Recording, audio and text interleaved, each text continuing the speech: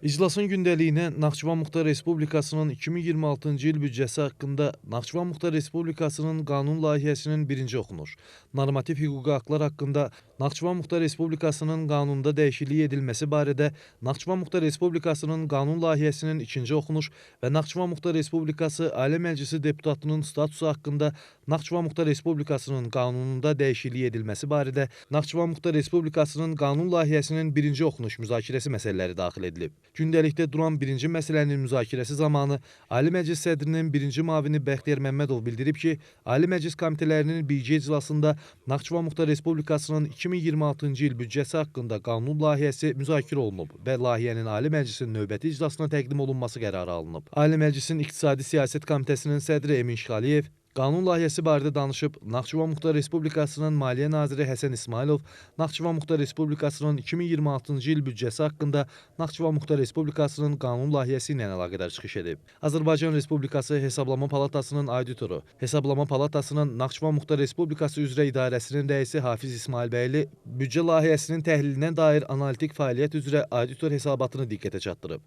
Qanun layihəsi ilə əlaqədar deputatlardan Şəhlə Əhmədova, Can Məmmədov, Mövlan Məmmədov, Azad Novruzov və Rafiq Novruzov çıxış etdikdən sonra İqtisadi Siyasət Komitəsinin sədri Emin Şıxəliyev qanun layihəsinə dair komitənin rəyini diqqətə çatdırıb. Naxçıvan Muxtar Respublikasının 2026-cı il büdcəsi haqqında Naxçıvan Muxtar Respublikası qanununun layihəsi səsə qoyularaq birinci oxunuşda qəbul olunub. İclasın gündəliyində duran ikinci məsələnin müzakirəsi zamanı Bəxtiyar Məmmədov bildirib ki, qanun layihəsi Ali Məclisin 7 noyabr 2025-ci il tarixdə keçirilmiş plenar iclasında müzakirə edilib, təqdim edilən təkliflər və iradlar nəzərə alınaraq layihə üzərində iş davam etdirilməklə Ali Məclisin protokol qaydasında qərarı ilə birinci oxunuşda qəbul olunub. Normativ hüquqi haqlar haqqında Naxçıvan Muxtar Respublikasının qanununda dəyişiklik edilməsi barədə Naxçıvan Muxtar Respublikasının qanun layihəsinin ikinci oxunuşda müzakirəsi ilə əlaqədar Hüquq Siyasəti Komitəsinin sədri Əjdər Əliyev məlumat verdikdən sonra qanun layihəsi səsə qoyularaq qəbul edilib. Gündəlikdə duran sonuncu məsələ Naxçıvan Muxtar Respublikası Ali Məclisi deputatının statusu haqqında